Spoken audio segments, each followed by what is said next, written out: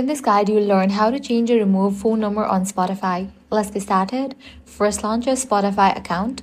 Once you're over here, click on the profile icon given at the top right. Now navigate to the option account.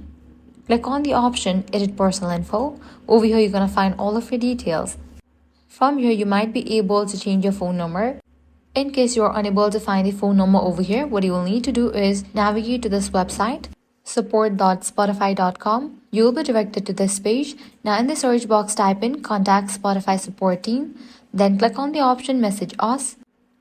Now here you're going to find this pop-up. In the message box, type in that you are unable to change or remove phone number and send it.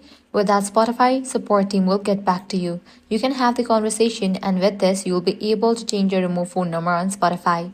If this guide was helpful, do not forget to like, share, and subscribe.